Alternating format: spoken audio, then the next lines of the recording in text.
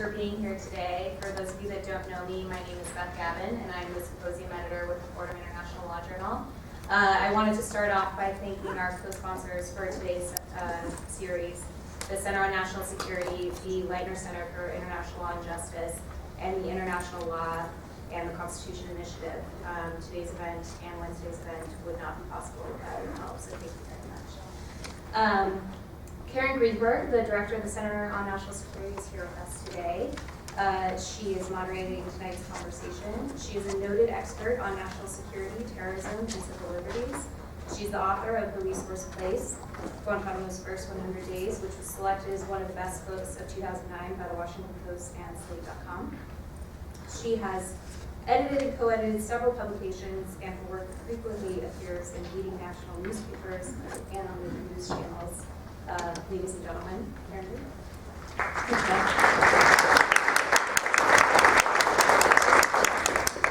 So thank you for joining us this evening. I think it's going to be a wonderful conversation. I'm going to, you have John Bellinger's bio, but I'll say a few words. He went to Princeton, he went to Harvard for law school, he went to the University of Virginia to get a degree in foreign affairs. But the reason he's here is not those credentials. It's that he has spent the better part of his career in and around Washington thinking about what consumes us here at the Center on National Security, and for this iteration, the International Law Journal, which is what has happened with American national security policy and its intersection with the law over the past 2.5 decades. And so I thought we would have a conversation about his entire career. And we're going to try to do that, so I will mingle his bio into my question. So I wanted to start because so many of you are law students with basically, it was different. I don't want to make me sound old or make me sound old, but when you decided to get into the business of national security and national security law, we didn't really teach national security law at law schools. It's now a field where nobody really knows what it means. I've noticed I've been through syllabuses in the past year, and it's anything from constitutional law that applies to somebody wants treaty law. But how did you get into this business? And talk about your one thing about his biography you should know is that he started out working for the intelligence agencies, and then migrated into what we would understand as foreign policy and national security law positions. If you could just sort of briefly talk about the early part of your career. Sure. Thanks, Karen. It's wonderful to be here. Of course, the real reason I'm here is that, as most of you know, no one says no to Karen. So when Karen called me up, you just don't say no. But it's wonderful to be here. I really enjoy talking to students in particular about careers and the actual practice of both national security law and international law. And we will get to sort of where I ended up, but I've sort of started on the national security law side and then ended up being more of a pure public international lawyer. I guess I will say literally it came to me somewhat genetically. I grew up in Washington. I was born in Paris at NATO headquarters, where my father had been working for NATO, and I came from a long line of Army officers. I was the first person in my family in 100 years not to go to West Point, so I broke the family mold of not going into being a soldier. My mother was a foreign policy analyst, a Russian foreign policy analyst at the CIA. So genetically, I was sort of programmed to go into the international area. Growing up in Washington, the sort of the heroes of my life were, in fact, the foreign service officers, the diplomats who had served our country. I did most of my own graduate studies in the post-Cold War period when the United States was really making Europe after World War II. Graduating from Harvard, I knew I always wanted to go into a career in government in some way. Certainly, I hope we can chat a little bit about here, or in the questions and answers for the students here, sort of how you get these interesting jobs in government, because it is as opaque today as it was back then. I didn't know 30 years ago how you get these interesting jobs. I assure you there are a lot of interesting jobs in government. At the Defense Department, the Justice Department, the State Department, the Treasury Department. There are even more now. I knew 30 years ago that I wanted to go into this business. I just didn't know quite how I would get into it. So the first step of my career, I started practicing international banking law at a law firm that used to be called Shaw Pittman, that later became Pillsbury Madison, when a friend of mine called up and said, hey, the CIA director, then a man named William Webster, was looking for a special assistant. Would I be interested? And the answer to that was, of course, yes. I would be a wealthy lawyer by now had I not got bitten by the bug in 1988. I went and spent my first 3 years as special assistant to the Director of Central Intelligence. A man named Bob Gates was the Deputy Director of Central Intelligence. It was the end of the Cold War, the fall of the Berlin Wall, the first Iraq War, the invasion of Panama, Tiananmen Square. It was such an interesting time that after 3 years of that, although I went back into private practice, I felt that I really missed that career in government, and as I guess Karen will get to in a minute, I then spent most of the rest of my career until recently in a variety of national security law jobs at the Justice Department, on the Hill, at the White House, and at the State Department, but I guess we'll get to all that. So that's the background. So let's talk about the job that you're perhaps best known for, which is legal advisor to the State Department. And I guess the question I want to ask you is a question you were asked at your confirmation hearing, but maybe you have other thoughts on it. What does a legal advisor do? So this is a great question, and I will be endlessly grateful to Chuck Hagel for asking this question, because for those of you who read the bio, in the first term of the Bush administration, or just a little bit more background, I spent 4 years at the Justice Department in a career position in the Clinton administration, working for essentially as the national security advisor to the head of the criminal division, coordinating our criminal cases with the rest of the government. Eric Holder was then the deputy, so I worked for Eric. And then I went over to the National Security Council to be the legal advisor for the National Security Council, working for then Dr. Rice, who was the National Security Advisor. Not because I'd been involved in any way in the campaign. I was subject to this thing called the Hatch Act, so I hadn't been involved in the campaign. I simply had sent my resume down and was asked by Dr. Rice to become the General Counsel of the National Security Council, where I spent my first 4 years. Thing is, after having 4 years at the White House as National Security Legal Advisor, I was then nominated to be the legal advisor for the State Department, and I was expecting at my confirmation hearing, which is always the difficulty when you've already served 4 years, that people are going to ask lots of difficult questions about the first 4 years, which is one of the problems that this administration is now having in its second term. No one wants to serve because it's very difficult to get confirmed. So in my own confirmation hearing, I was expecting all sorts of difficult questions like the ones that Karen is about to ask me. And instead, Chuck Hagel, who was on the Senate Foreign Relations Committee, says, so Mr. Bellinger, what exactly does the legal advisor do? So that gave me a chance to talk at length about the great things that the legal advisor's office does. This is the great job. I see a number of friends in the audience. Phil Bobbitt knows this very well.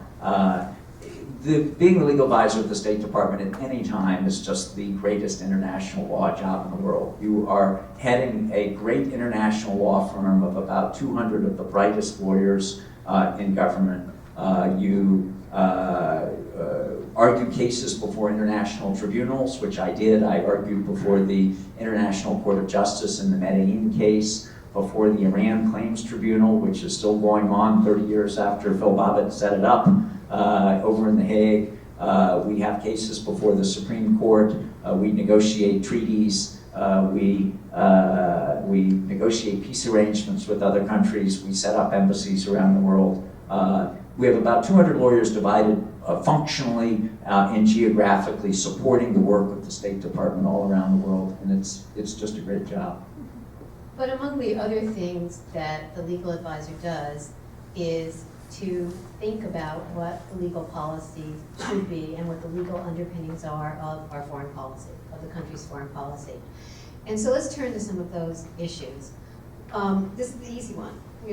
They'll get more difficult. But one of the topics that is being debated currently by lawyers in the public space is what's going to happen with the original 2001 authorization for the use of military force.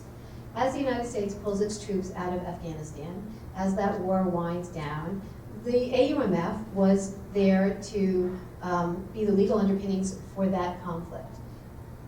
Will it exist after we're out of Afghanistan? If so, is it because of the associated forces, the acceptance of associated forces as part of that AUMF?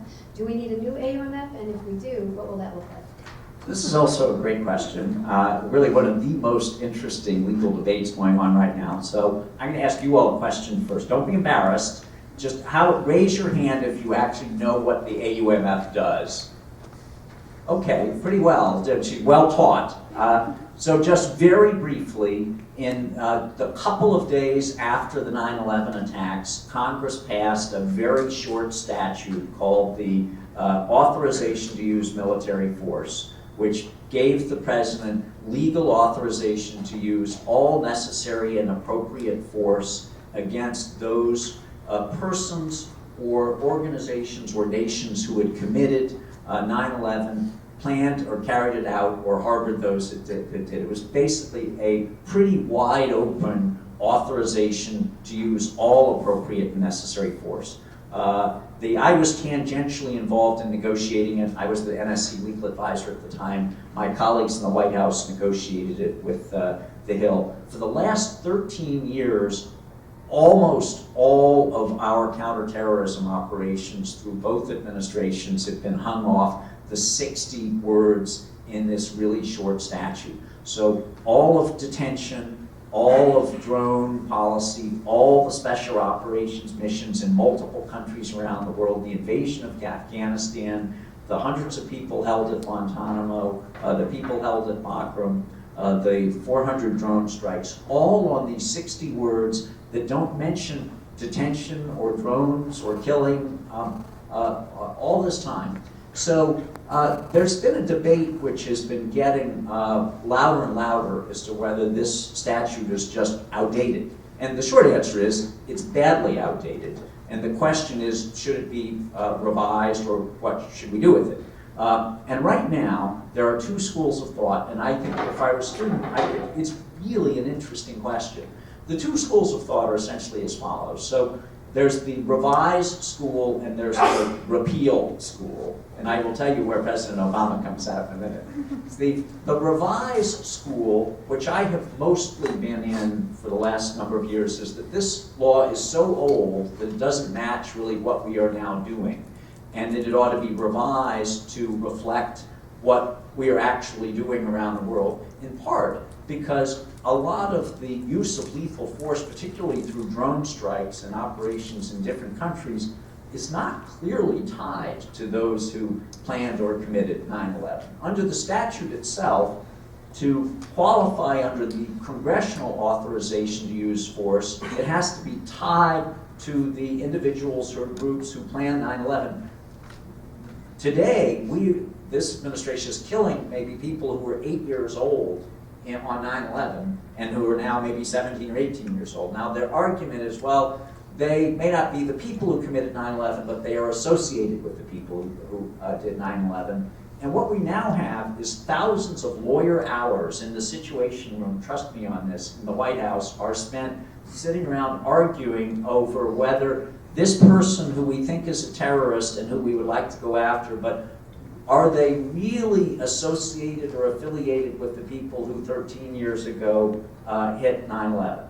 So there have been a group of us, and I put myself originally in this category, who feel this law is so old, it was drafted very shortly after 9/11, and it ought to be revised so that the elected representatives of the American people are basically giving the authority that the president is using today. So there's a match between the legal authority and what we're actually doing.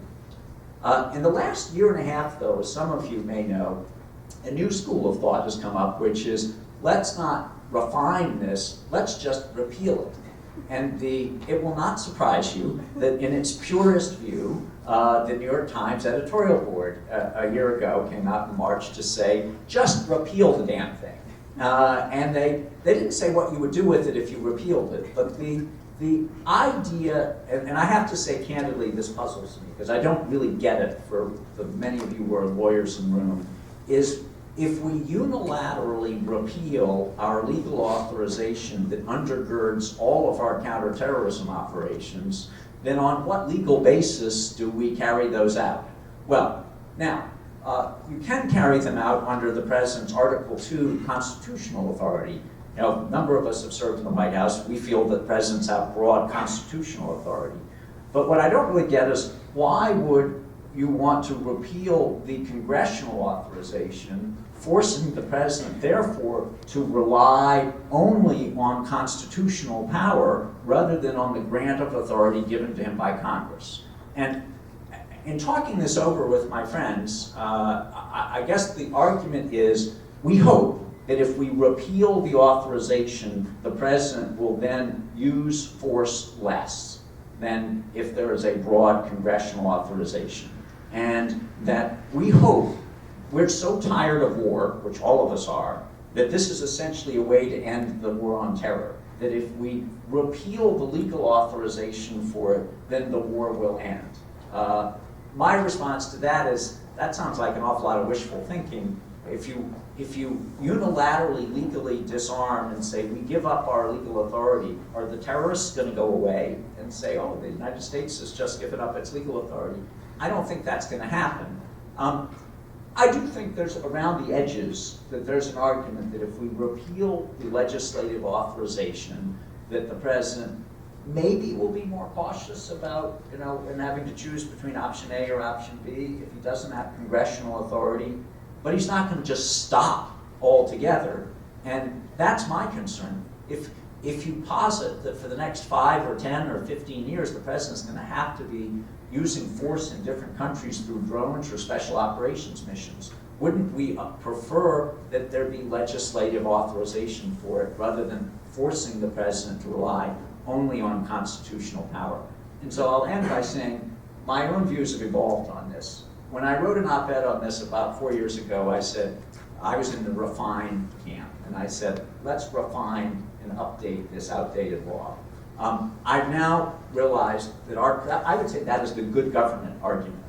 I now realize that the Congress cannot do good government. They are so gridlocked that they cannot actually draft a good government law. And that therefore, reluctantly, I would have to say, probably better just to leave this 13-year-old law on the books. And I promised you what did President Obama say about it? In his end of youth speech a year ago, he straddled. Why are we not surprised?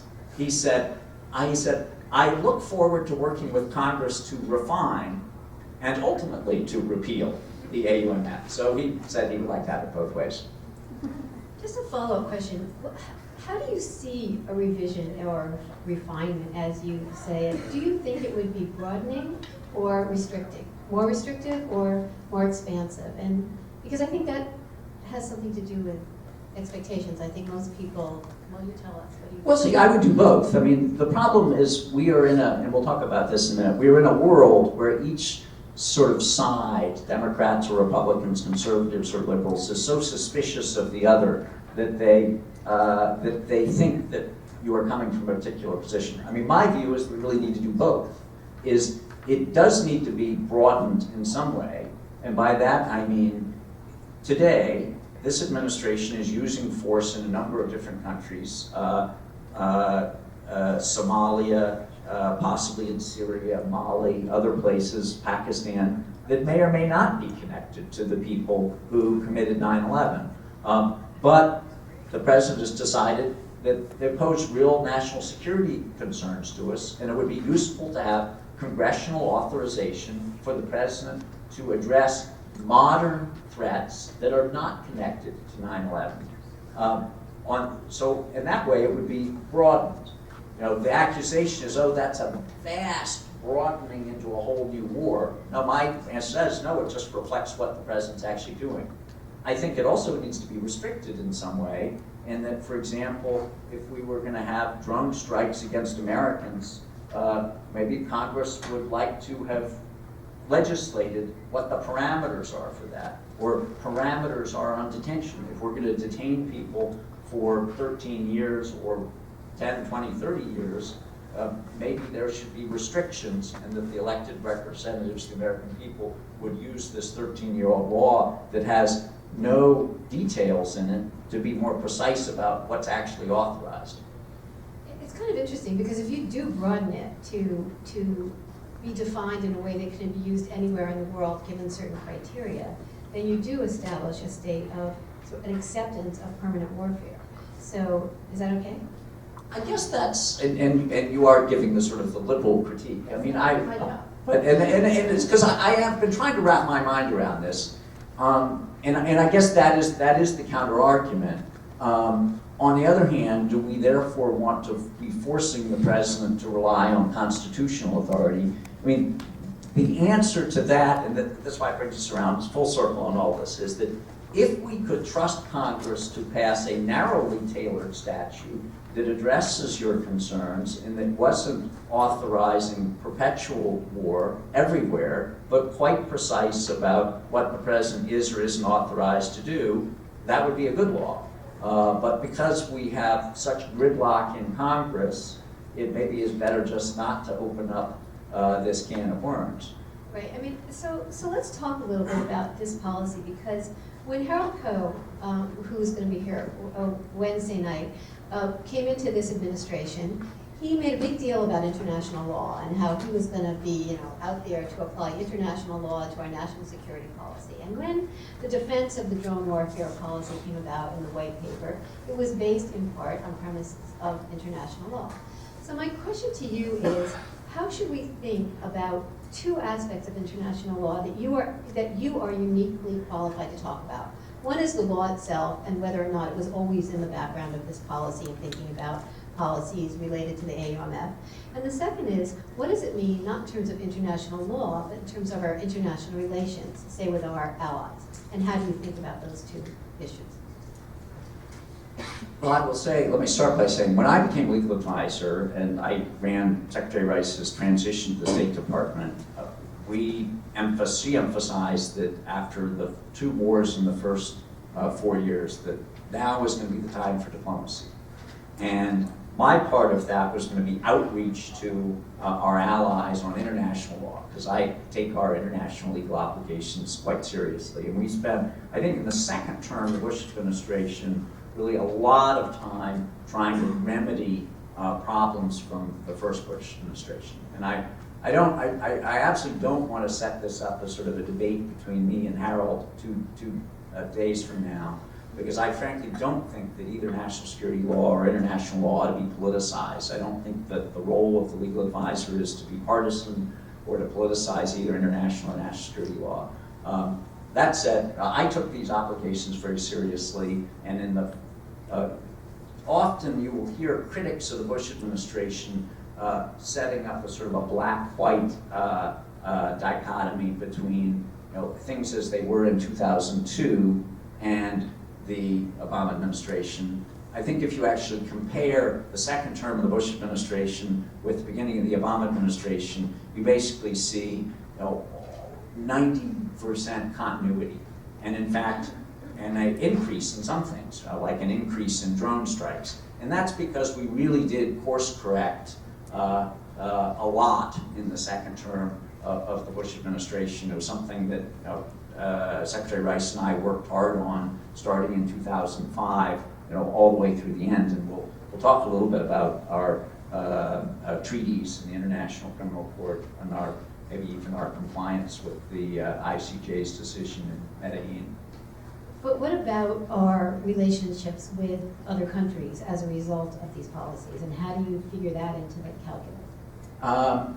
So that, I staked a lot of my 4 years as legal advisor on outreach to our allies, because it became clear that in the first 4 years that the Bush administration had just not done a good job talking to its allies, explaining to its allies what we were doing, listening to their concerns. So when we were doing things like holding people under the laws of war, setting up Guantanamo, setting up military commissions, these unpopular things, and let me emphasize here, many of which were initiatives that I didn't personally agree with, but whether I agreed with them or I didn't agree with them, we had not done a good job explaining them to our allies, so that whatever one thought of the merits, our allies did not understand what we were doing, and as a result, they were very upset.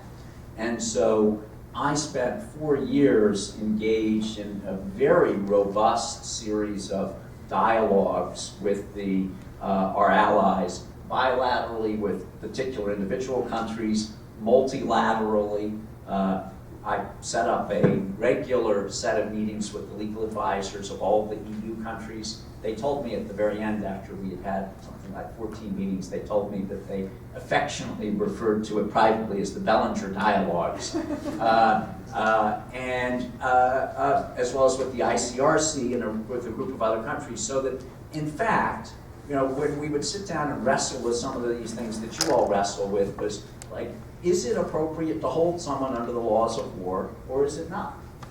Is that illegal, or is it not illegal? Why are you not applying the Geneva Conventions to Al-Qaeda or the Taliban? These are perfectly legitimate questions, and we can't expect our allies to just sort of reach into thin air and understand what we're doing. I don't want to get ahead of ourselves here, but one concern, and those really worked out very well. I mean, we actually brought our allies along to at least understanding a number of our positions, perhaps not agreeing with, but they at least understood where we were coming from. I think this administration has not done that for reasons that have been unclear to me.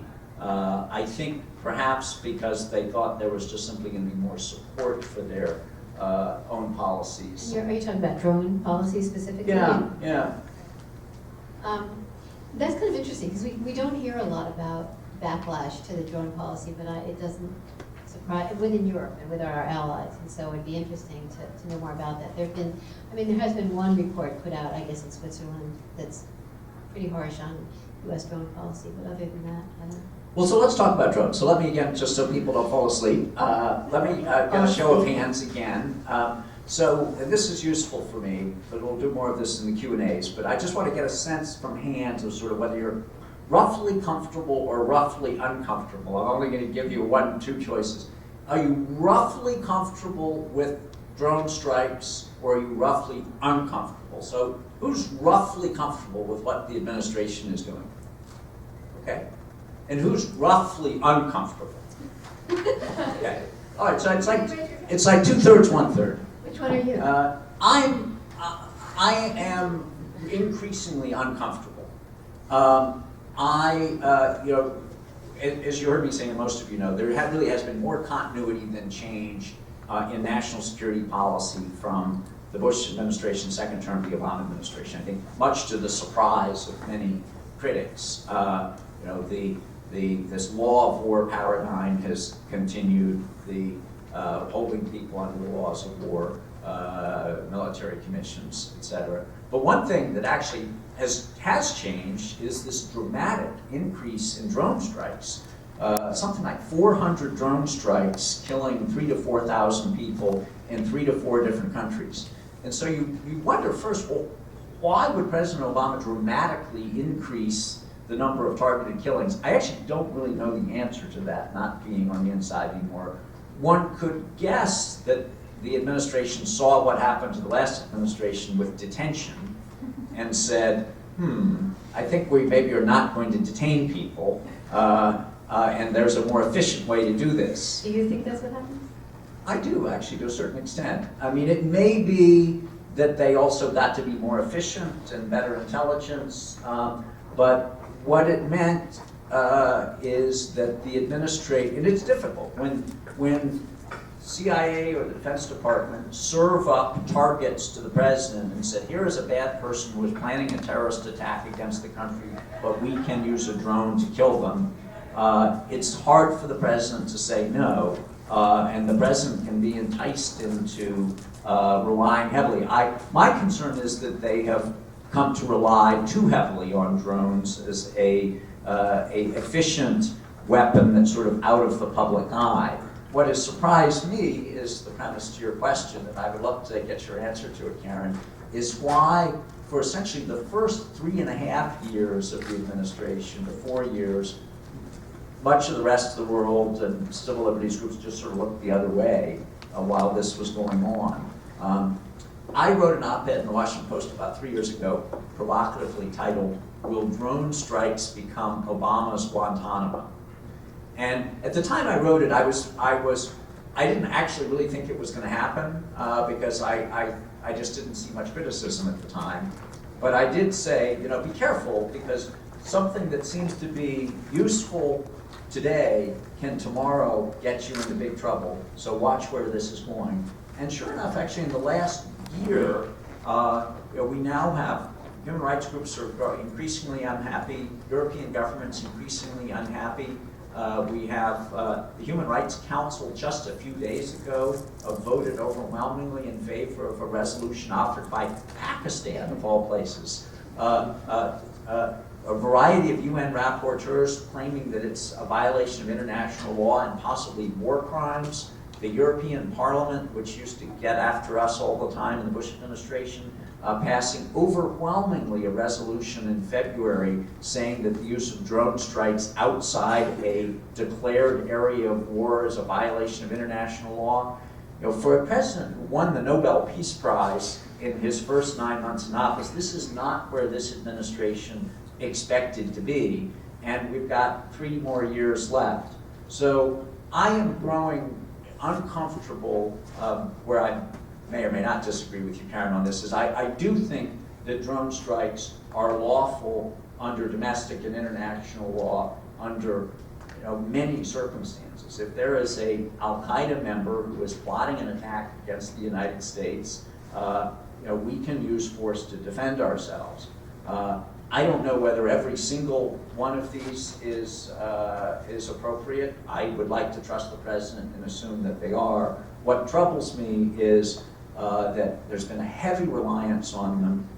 We are now essentially 13 years into a sort of a secret war where we've only disclosed 4 people who have been targets, and that just makes me uncomfortable as a lawyer. We disclosed more than that, 4 Americans. You haven't disclosed anyone else. Well, we know they've been killed. We Yes, know maybe they've been that's killed, okay, but that's a big difference. All right. That's a big difference. I would like to see more transparency. If we want the world to trust us that we are hitting the right people, then we need to disclose, here's who we are hitting, and let the world judge and say, okay, that person is another bin Laden, and I think it's justified. But we have not disclosed really what we are doing. So I think I can't give a full answer to your question of how Obama supporters or whatever group you're talking about, liberals. But I think there are a couple of things. First, don't mistake who President Obama is. He accepted the Nobel Peace Prize and said that he believed in war. That was a very unusual thing for somebody to do who was accepting the Nobel Peace Prize, to say war is a way to get to the peace. And it's astonished many people, myself included. I think that's the first thing. I think the second thing is that it was used as it was justified by some as a humanitarian effort as opposed to boots on the ground, going to save lives, and particularly it was going to save American lives. I think the third thing is that they have tried very hard to get more and more specific.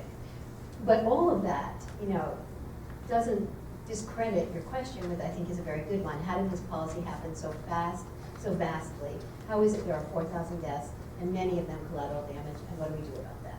It's a completely valid question. And why didn't people notice it before? Because they wanted to give them the benefit of the doubt. I think that is the simplest answer. So sort of what do we do now? I guess I've got a couple of, one, I would personally like to see more transparency. 2, I would like to see I'd like to see less reliance on drones. 3, I would like to see more dialogue. This gets back to my point on dialogue with our allies.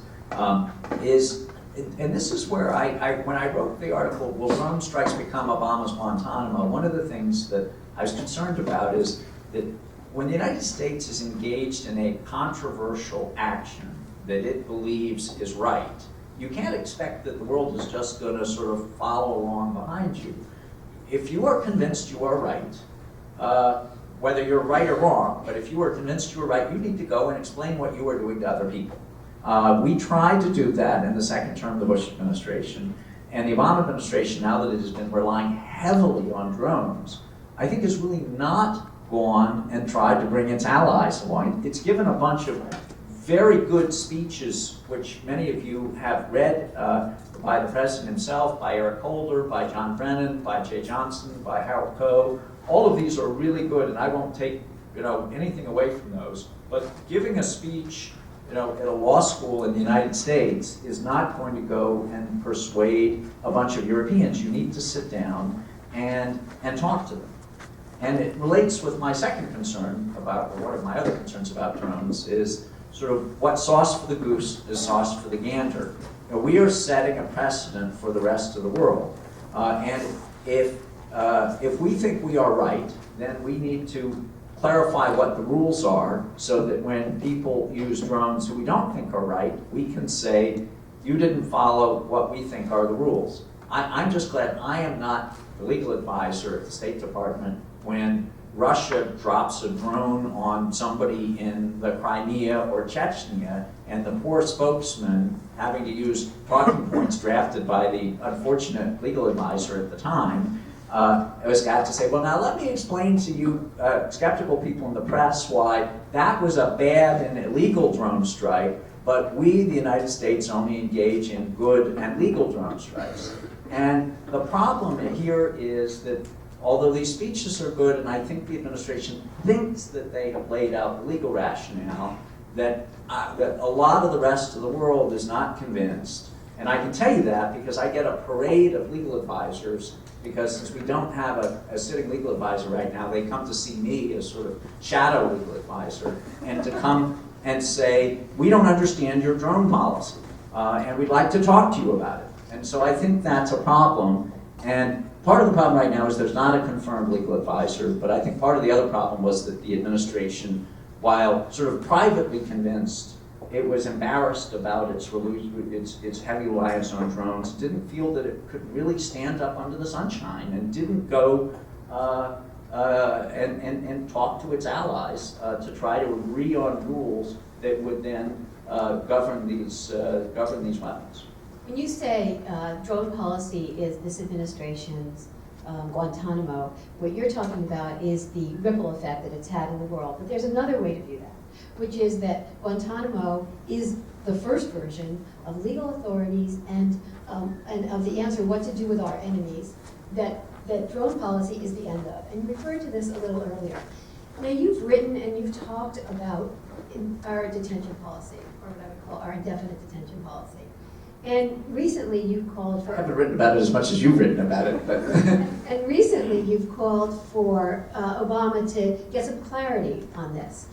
Do you have in mind what would be a wise, legal, rational detention policy going forward? And just codifying, putting an end to that, which is that, do you see this as something in contrast to drone policies that we need? Or is it really something attached to Guantanamo, which has not taken any of your prisoners for a long time? So for both of us. Unfortunately, this is sort of a hydra-headed problem, and I can't sort of address all the different aspects of old detention and new detention and military commission and so forth, but then what law applies. But I'll take a stab at a couple of things. Let me just start from the top with respect to Guantanamo itself, since that's such a hot button. I have long been a favor of closing Guantanamo because I think it does us more harm than good. That said, I've also been critical of the Obama administration for saying, well, it was a facility that should never have been opened and that it was wrong. I mean, that's been sort of an easy bumper sticker to say. The fact is, Guantanamo was set up because our military commanders in Afghanistan wanted to hold people they were capturing, and Guantanamo was such a dangerous place at the time that they said, we cannot hold them here, we don't have facilities, we need to hold them somewhere. And the military didn't want to move them into the United States, so Guantanamo was simply a convenient place to hold them. It's become kind of revisionist criticism to say, well, anybody should have recognized back in 2002 that Guantanamo was wrong and illegal. It was really just a place to hold people who were not in Afghanistan. It was not cooked up in the mind of Dick Cheney. It was our military commanders in Afghanistan said, we have captured 10,000 people in Afghanistan. We have no place to hold them. There is a hot war going on. Take them off our hands. It's obviously, in retrospect, and this is where I become a critic, it's hurt the American brand. It hurt us around the world, and I think, ultimately, and I came to view this in the second term of the Bush administration, has done us more harm than good. What, though, then do you do with the people? we've been trying to transfer out as many as we could. We, I think, started with 775 in the Bush administration, transferred out about 500 to different countries. We still need to transfer a lot of them out. The President Obama sort of lost interest in Guantanamo when he found that it was going to be harder than he thought it was to close, so he sort of lost interest. And now he has appointed two very good envoys, both at the State Department and the Defense Department, who are going about their work in a very workmanlike, non-political way. And I've got to credit them in particular for just not politicizing the issue. I mean, they're basically just getting the job done, Paul Lewis and Cliff Sloan, and getting people transferred to other countries. The hardest nut to crack, and this is unfortunately I just don't have an answer for you, is we will try some people, whether they're tried in federal courts or military commissions. We will transfer a lot of people, but what do you do with this group, which is variously numbered in the dozens, who even this administration, after carefully reviewing everybody, thinking that they were going to find a lot of shepherds, found these people are too dangerous to release. I mean, it's a remarkable thing when the Obama administration looked at these people and said, we don't want to release these people. Now, I ultimately think, even if they concluded 5 years ago that some of those people are too dangerous to release, they're still going to have to be released. Maybe not every one of them, and I wrote a blog post at the Lawfare blog where I write on the 5th anniversary of Obama's one-year order closure. I wrote this on the 5th anniversary. I said, look, we cannot hold these people for 10, 20, 30, 40, 50, 60 years. We just can't do it. This can't be like, was it Albert Speer? Was he the one who stayed in Spandau for about another 60 years? We just can't do that. And every day in this country, we release people from state or federal prison who are dangerous. And we just have to take and minimize the risk. This is where Congress has been willing, mostly Republicans, but again, although the president is fond of blaming the problem on Congress, the original restrictions on that prevented the president from closing Guantanamo were voted by Democrats when the Democrats voted down the president's signature foreign policy initiative. I mean, it's a stunning thing. The president had won an election, had majorities in the House and the Senate, and his political miscalculation was that he didn't realize this was going to be unpopular. So he should have set up Rahm Emanuel, who was focused on domestic issues, up to the Hill to say, look, the president has just made a very difficult decision.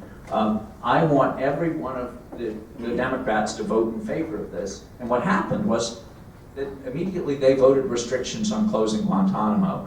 And what the president is going to need to do, and I don't know whether he can get it done in the next couple of years, is to work with Congress, both Republicans and Democrats, to work on a Guantanamo closure plan, which is going to be transferring a lot out. I don't think probably, Karen, in the next 3 years, we're going to see Guantanamo closed. I just don't hope. I hope it's not going to be another 30 or 40 years that it remains open. Okay, my prediction is it will close before the end of this presidency, but it will not close in a way that will make people like myself happy, but because they will keep people in indefinite detention, but in this country. And I agree with you. Let them go, release them, enough if you can't try them. But having said that, I have a Although that's an amazing prediction if we think you could get Guantanamo closed in the next 2.5 years. In their definition of closed, moved off the island. I'm always optimistic. So I have a question though about detention versus targeted law, which goes to the intelligence issue. And you understand intelligence, national security, terrorism as well as anybody. The original idea of Guantanamo wasn't just to try people and punish the 9/11 people. It was really about to, yes, take them out of Afghanistan because it was horrible, and from a humanitarian perspective, Tommy Franks didn't want them, etc. But another issue was intelligence, and getting intelligence from these people, and having them tell us even the littlest detail, who is Al-Qaeda, where are they, who else is Al-Qaeda, what don't we know? So when you drone kill people, what about the intelligence value? If these really are, as Harold Coe and others have set out, leaders, then how does somebody in government think about that trade-off? And is it something to worry about, or is it just these people are so dangerous that the intelligence value is minimal, and by contrast with the danger they can do? Well, I mean, some conservatives have criticized the drone policy on that aspect, saying you're missing an opportunity to capture people who could be questioned. I guess I wouldn't put myself in that camp. What the president has said is, and particularly, he repeated this in his NDU speech a year ago for drone strikes outside the hot battlefield. He laid down new restrictions, and he said, we will now only use a drone strike to target someone if we, one, have absolute certainty who we're targeting. So which sort of implied that maybe we were not going to use signature strikes, although it wasn't entirely clear. Two, that capture was not feasible. And three, that there would be a near certainty of no civilian casualties. So if we take the administration at their word, which actually a lot of human rights and civil liberties groups are no longer taking them at their word, but if you take them at their word, they are saying that capture in all of these 400 cases is not feasible. Now, frankly, given how difficult it is to operate in the mountains of Pakistan or in Yemen or Somalia, think about what happened with Black Hawk Down. Think about how difficult the Bin Laden raid was. Think about whether we would be wanting to put our soldiers, in trying to capture somebody in the mountains of Pakistan. It's not very feasible. I mean, is it absolutely impossible? Maybe not, but it's not very feasible. And so I think that's probably the debate that goes on in the Situation Room with respect to each of these cases is, a target comes up, the intelligence community says, here's a very, very bad person who is in connection with these other 4 or 5 bad people and who is planning attacks against Americans. We know just where he is. We know that we could hit him and hit no other people. The president or someone in his position says, well, do you think we could go and capture the person? And the military says, well, we could try, but, the risk is we'd lose, 4 helicopters and 40 SEAL people. And the president says, okay, just hit him with another drone. So, yeah, we are losing some intelligence. I'm not sure that I would criticize the policy over failure to collect intelligence. Let's turn to some current issues instead of these past 13 years. Let's talk about now. Tell us about Crimea and how you see the United States and Russia and their next step vis-a-vis one another in terms of Ukraine and Crimea. Well, I guess what we're right now, Putin is not going to give back Crimea. And that raises the question, really, what is the goal of U.S. policy then? I support the sanctions because I don't think we can let Putin get away with this. And I actually think that sanctions, particularly if they're broadened, can have some significant effect, probably more of an effect than Putin and his cronies think they will have. I think they will not be able to travel to London. They will not be able to bank. I think they will have more difficulties. But he's not going to cry uncle and cough up the Crimea. So what then really is the goal of U.S. policy?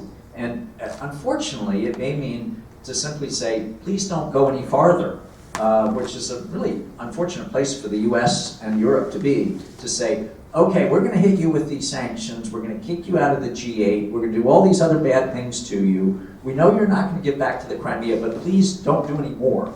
And that seems to be about where we are right now. We have, as we speak today, we have Russian forces massed on the border in Ukraine. No one really knows whether they may not roll into Ukraine. And Putin himself may not know. It probably depends what will happen in Ukraine. So we're not at a good spot right now. I don't have an answer other than, I actually do think the Obama administration is handling this about as well as they can. I think part of the problem is how we got to where we are now, but there's no use crying over a lot of spilled milk. I do think that the Putin views this administration as being weak, They saw the red line in Syria that got passed over. From the very first days to, the administration had given the Russians the famous plastic red reset button. You all know that story? In the first meeting with Sergei Lavrov 5 years ago, the Obama administration, knowing that we had had bad relations with the Russians in the last year in the Bush administration, largely because the Russians had invaded Georgia, and so we were not getting along very well. So the Obama administration had its first meeting. They said, we're going to reset relations, and they gave Sergei Lavrov this red plastic button that was marked reset.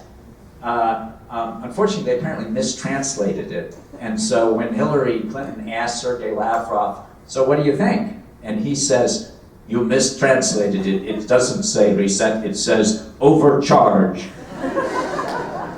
But I think, kidding aside, it may have shown that that this administration was sort of too anxious to get along with the Russians. And the Russians are tough customers. I am not about to say we ought to engage in military activity. I don't have an answer to this. I think the only answer really is to try to put enough sanctions on the Russians so that the Russian commercial sector will try to tell Putin, look, enough is enough. You can take Crimea, but don't go any farther. One question that you've written about is Snowden. And I guess the question about Snowden is, A, how do you think we should best understand what's happened and the danger of what has happened? And what are your major concerns about Snowden? Is it what he didn't do and the channels he didn't go through? Or is it the nature of what he did and how dangerous you think that can be? How do you reason for that? I guess I have a couple of concerns about Snowden. I'm concerned that Snowden is viewed as a hero, not only by some in this country, but particularly around the world. I've been in Germany where they are particularly unhappy about the alleged tapping of Angela Merkel, and Snowden really probably is viewed as a hero by about 90% of Germans. So I guess, one, if he were really just intent on disclosing something that he thought was wrong, he didn't need to take 6 million documents. This is not somebody who, if he thought that something was wrong, again, I think he should have gone through channels. He had legal obligations, and he could have gone through channels, and the response to that as well, would the channels have done anything? But still, here's someone who basically took absolutely everything that NSA had, and then has just been disclosing it willy-nilly. I don't really consider that person to be a whistleblower.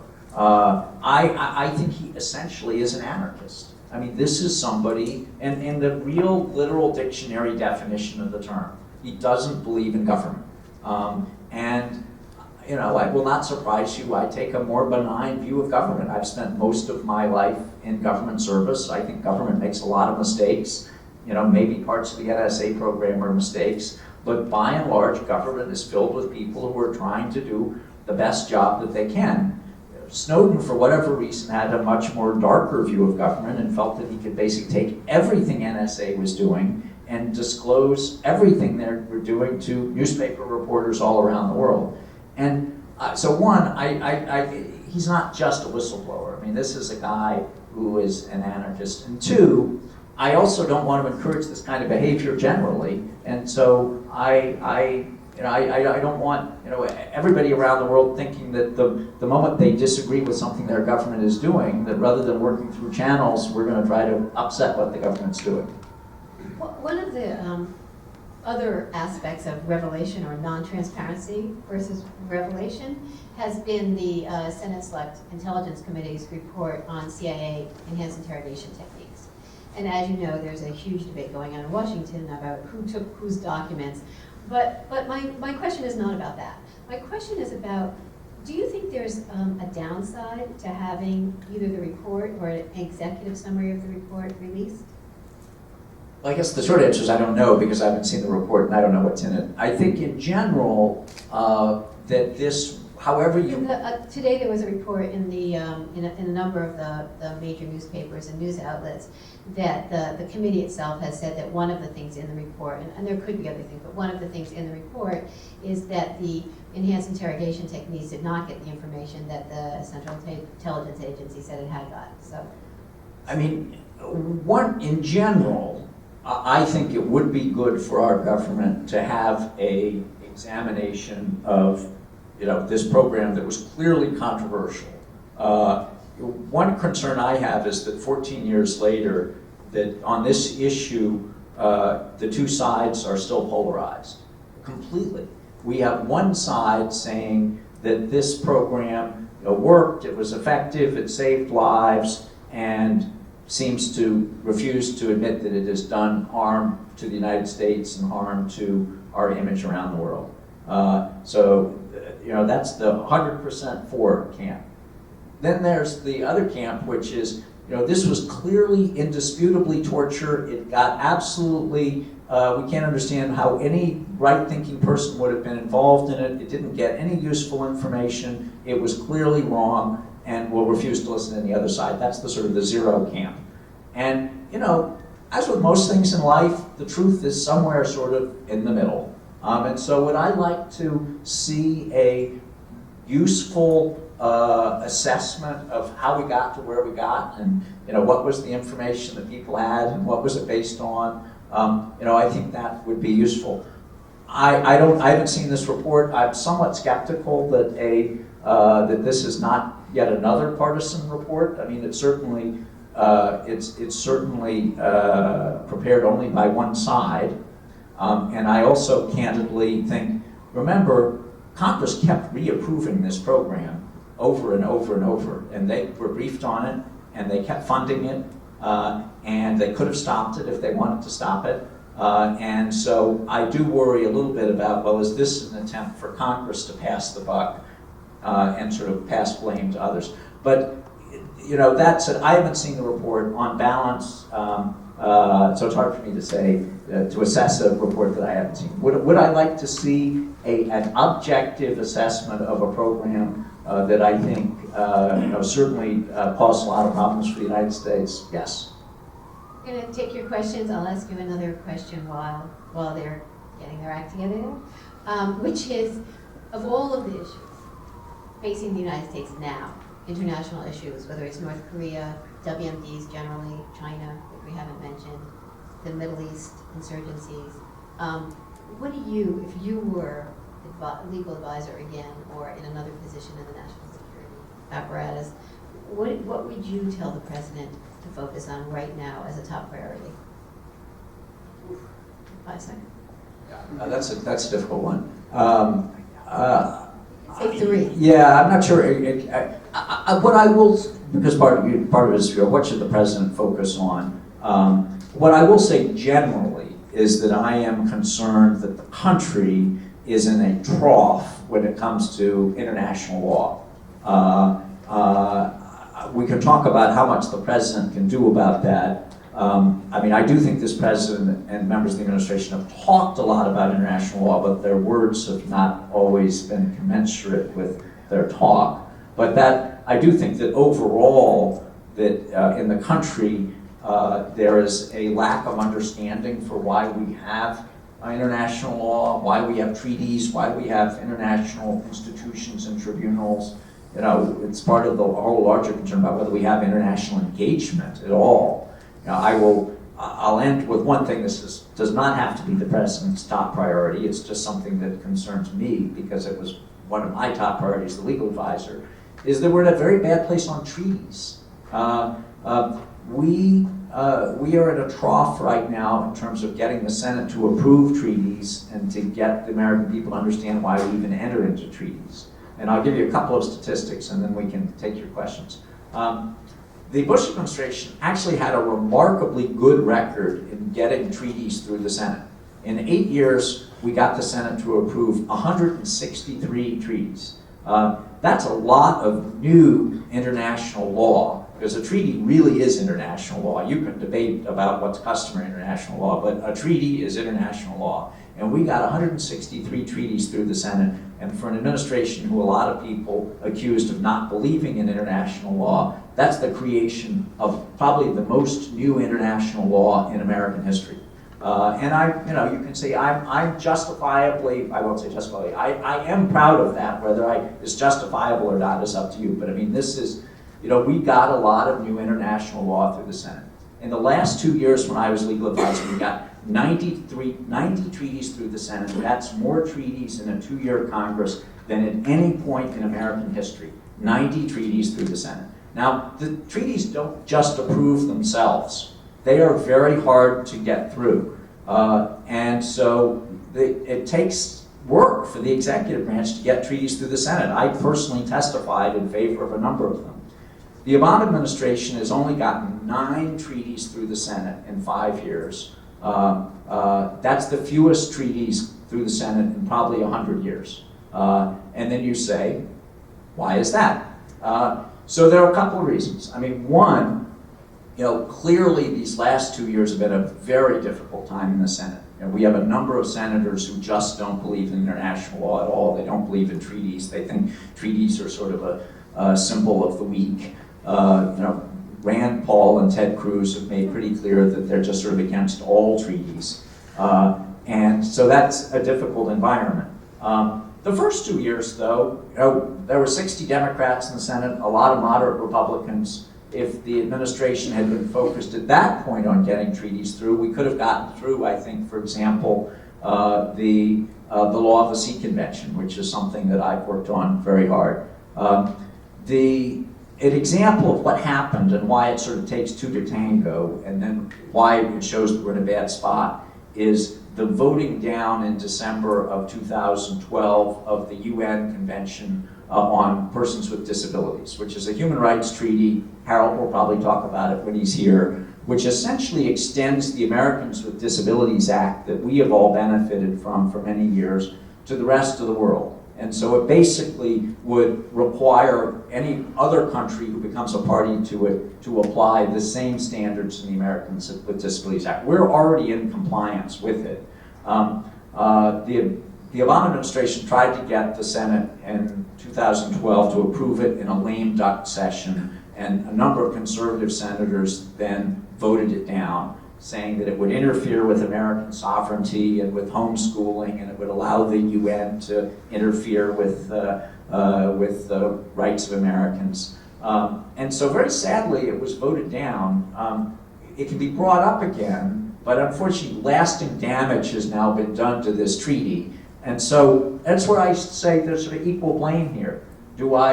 Am I unhappy with the senators who voted it down because I think that they were isolationist and misunderstood the treaty? Yes. But am I also upset with the Obama administration for not handling it better, not doing the senator-to-senator work to try to explain the benefits of this treaty instead of sort of lobbing it up and then letting it get voted down? Yeah, I'm upset about that as well. Getting international law done is more than talking about it. You have to work at it very hard. Your question. Who has a question? Over here. And wait for the microphone just so we can. I'd love it if you all would identify yourselves, if you're willing to. Just it gives me a sense of sort of what people are coming from. Peter Irwin. I'm here because my daughter graduated from Fordham Law. Perfect. You've said that your international obligations are important to you. In the case of the Ukraine, my understanding, but correct me if I'm wrong, there was an agreement made in the 90s concerning nuclear weapons that Ukraine had. There was an agreement with the United States and Russia, signatories to it. And there was some guarantee given to the Ukraine concerning its sovereignty, which apparently has been violated here. So my question is not only what the why this could be sort of ignored in the current situation, but A, what are the long-term ramifications regarding U.S. treaties, and B, why we, or to what extent do you think models set by, for instance, Kennedy, when the Russians were sending over nuclear weapons into Cuba and he took a strong stand, or even Reagan with Star Wars, why the United States didn't really draw the line and say, here's a treaty, you do this, and you're actually going to start a nuclear war, and let them back down. It's a great question, and I'm not familiar with the details of the earlier treaty, and probably should be. I do think that the Putin in particular has watched the things that successive administrations have done, and I would say, we were probably not tough enough in the Bush administration on Russia after the Georgia invasion. We had a big internal debate. I was part of that as to what was the best way to respond. Do we respond with carrots or do we respond with sticks? And there were some who thought that we ought to come down really hard on them after the Georgia invasion. There were others who thought that Georgia had sort of goaded them into doing that. We ultimately did not use so much stick at the time, perhaps surprising for the Bush administration, and tried instead to encourage Russia to act like a great power. Secretary Rice gave a big speech at the German Marshall Fund to basically challenge them to say, look, you have been a great power, you can be a great power, you need to act like a great power. And a great power does not go invading its neighbors like that. And it may be that, after that, after what happened in Syria, I'm sure, Putin and his advisors must have sat around and said, are we going to be able to get away with this? And I'm sure they sat around and said, yes, the West is not going to do anything. That the Obama administration does not want to get into another war. They're tired. The American people aren't going to support it. They're really not very tough anyway. And the Europeans are certainly not going to do anything. And so I'm sure Putin felt that he could get away with this. So unfortunately, and that actually perhaps goes back, Karen, to your question of sort of, maybe I'm beginning to answer my own question of, what is the goal of U.S. policy? And the goal of U.S. policy is not to get the Crimea back, but it's to simply show, all right, we are going to be tough, and to make Putin feel the pain now, lest he be emboldened to, frankly, to do this again. Yeah. Other questions? Way in the back? Wait for them. Of course, it's always a kind of irony that Condoleezza Rice and Steve Hadley were Russia experts. Sort of no. Hi, my name is Haley Flynn and I'm a law student here. I was just curious if you'd be able to speak a little bit more about the, I guess the approach to the authorized use of military force, and if the doctrine was not revised and it stays as it is, and as I understand the drone policy is kind of evolving toward no longer being just strictly about sort of Al-Qaeda in Afghanistan, Pakistan, and sort of, I guess, what does that look like to actually justify further drone strikes in other countries where it's actually perhaps wouldn't have originally been justified under the statute? And then what is the accountability, or is there any accountability as this evolves, because it is kind of more policy and interpretation of the statute that the purpose is quite different? It's a great question. You must be writing a paper on this. No, it's a great question. I mean, you're very well informed. I mean, the AUMF is the basis for all sorts of actions, including drones. And the reason we have a legal problem, you put your finger on it, is that we are now using force, which is what the AUMF authorizes, but we are using force against people who really arguably didn't have anything to do with 9/11. And yet they still pose a threat to us. The Washington Post a couple of weeks ago ran an interesting but sort of amusing story about a great internal debate about what the administration's approach should be to this group, this Al-Qaeda offshoot group in Syria called the Islamic State of Iraq and Syria, ISIS, because they got fired by Al-Qaeda. Al-Qaeda fired them. So therefore, nominally, they're no longer associated with Al-Qaeda.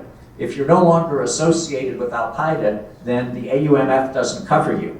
But if they pose a threat to us, then can we use force against them? And so you can see how administration lawyers spend a lot of legal time. Again, you can always fall back on constitutional power, but this administration, understandably, has said, we don't want to just rely on the president's constitutional power. We want to rely on the authorization. And so this is why those of us who are sort of arguing, not for a infinite expansion of the war, but who are basically saying, all right, there are new threats from new terrorist groups.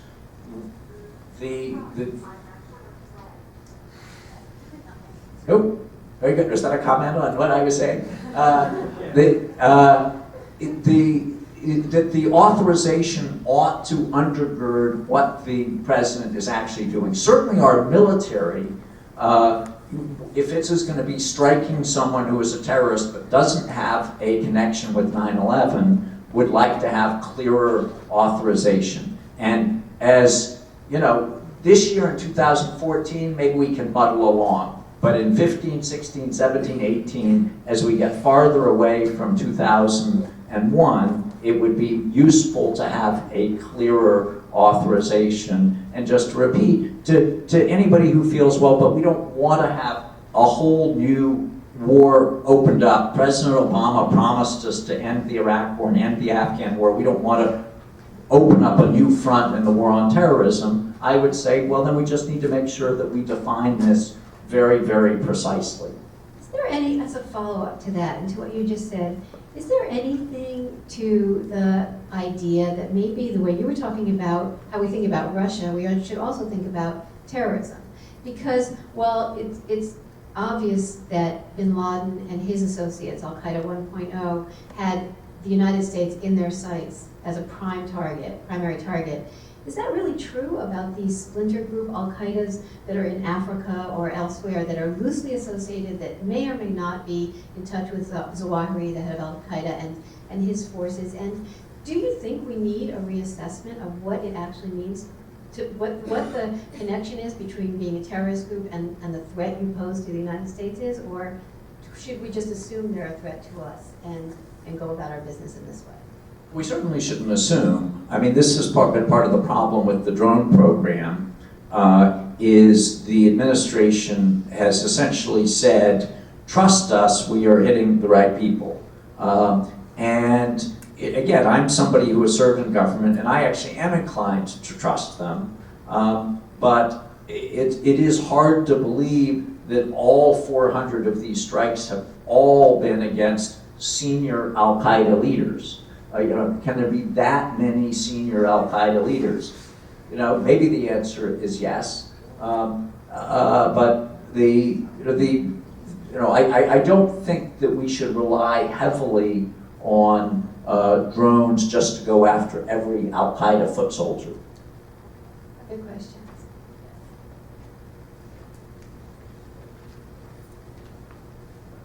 I'm Mike Diedrich, I'm a lawyer, and I also was in Afghanistan in 2012 and Iraq, and I tell people I came back from Iraq and Afghanistan more cynical and liberal than when I went. And my question to you for the lawyer or the future lawyers in the audience here is, to what extent can lawyers impact policy? I mean, I know you could at your level, but for me, it seems, being a former advisor to military, you're not the policymaker, but it seems to me lawyers are very good at figuring out why things should work certain ways and how they can work better, and applying the golden rules opposed to Machiavellian realism.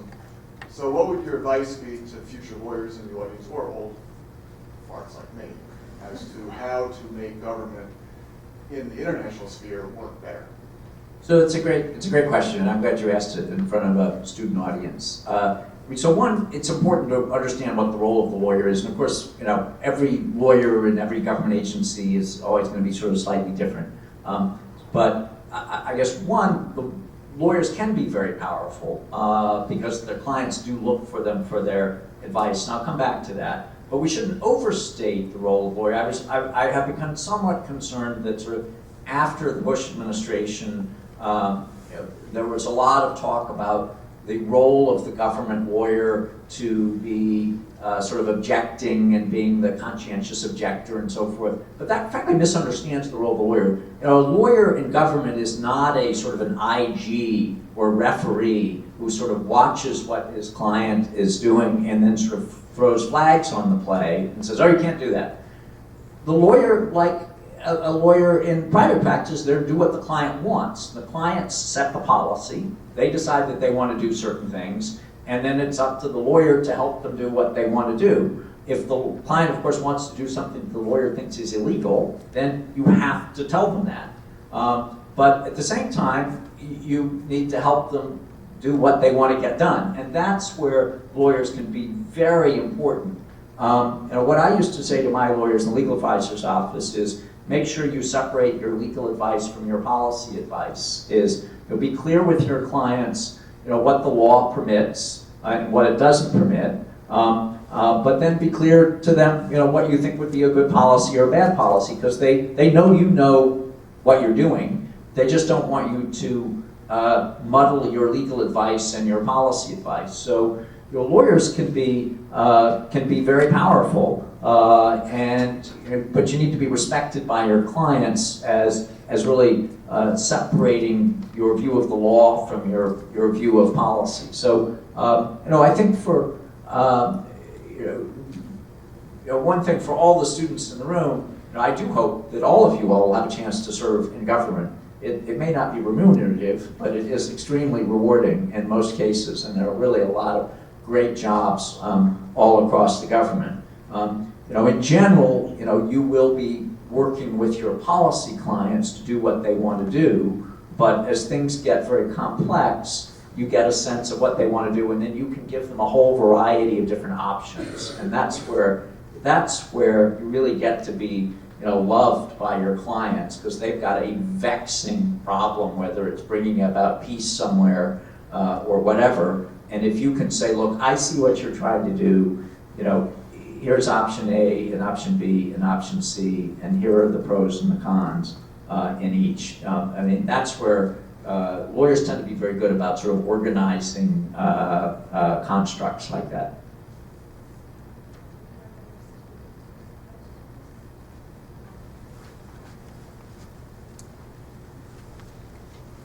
This has been an amazing evening. Thank you very much. I'm Michelle Moore, and I wanted to follow up on something you said at the very beginning when you started speaking. You said that there are some really interesting jobs in government. And could you just talk briefly about how you get those really interesting jobs, how you determine what's interesting and fun and exciting, and so you can steer your pathway and your career well? Thanks. You must be from the career services here at Fordham. No, they are.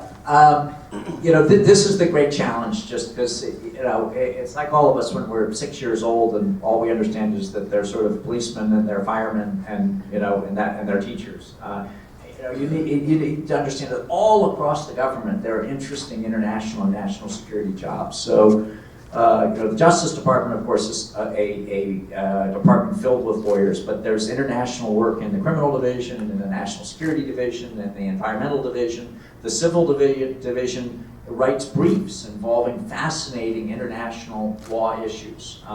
You know, and that's different from what the work done in the criminal division in mutual legal assistance and extradition. Treasury does fascinating work. Right now, all these sanctions are being done by a part of the Treasury Department called the Office of Foreign Assets Control. The Commerce Department, often overlooked, does a lot of interesting work, including export controls of the State Department. We, of course, have the Legal Advisor's Office. The Defense Department has got the General Counsel's Office. Each of the services have got General Counsel's offices. We've got the intelligence agencies have got different General Counsel's offices. So you know, there are a lot of interesting jobs. So as far as how to get them, you know, a lot of them are posted, but a lot of them are sort of word of mouth. And often they get posted after after sort of a decision has already been made about who they would want to hire for something. And so it's a little bit harder for you all in New York, candidly, It is one advantage of being in Washington is, you go to enough events like this, and I applaud you for, coming tonight and spending your 6 to 7:30 with me when you could be doing something else.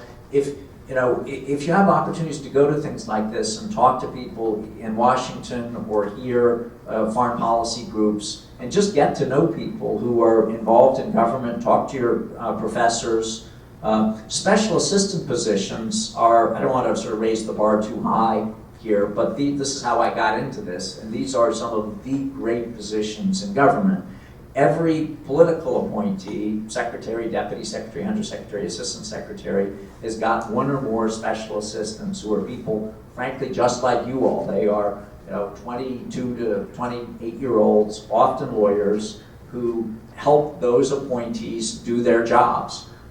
They are nominally also political appointments, nominally controlled by the White House as sort of plum positions, but 9 out of 10 times, if you are the undersecretary for something at the Defense Department or the State Department, you don't want somebody who has gone door to door in Pennsylvania or Ohio but doesn't know anything about proliferation. You want an expert in your field, and if you don't want someone who's going to affirmatively work against the agenda of the president, but you're looking for a smart young specialist. And so those positions are particularly hard to get, but if you can get them, and it's often your professors knowing somebody who is in government, and Karen knows everybody, those are great. Those are also great ways to start. I don't know if I know everybody, but I know you. And so let me end tonight by saying thank you. And let me say thank you for what? Thank you for tonight, but also you have stayed in this conversation from day one. You have changed your mind, or I would say evolved in your thinking from day one. You have talked to all of us on all ends of the spectrum, and most of all, at least in my case, and certainly here tonight, you have continually educated us when we've needed it badly. So I want to thank you, and thank you for coming here tonight.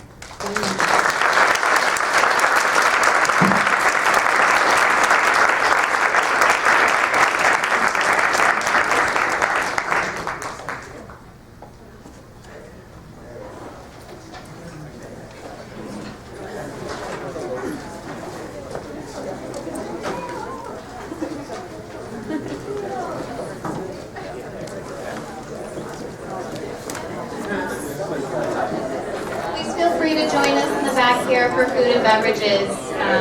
Thank you very much for being here.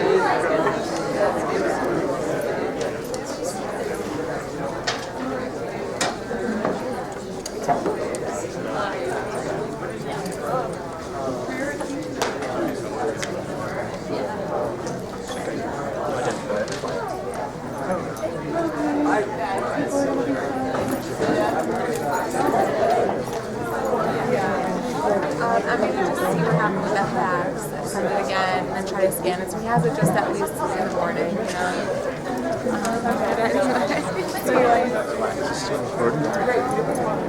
Move this. Yeah. I tried to make not funny too. I found it amusing. Think of a terrible song.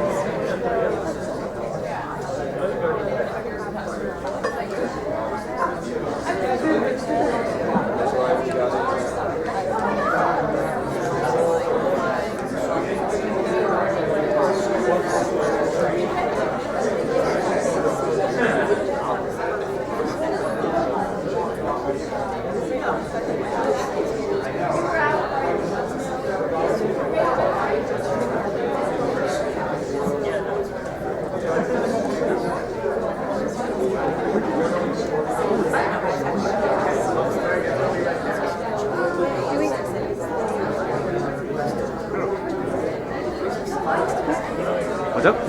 Well, it was sitting out there before then. You want me to turn it off? I think so. I want to push buttons.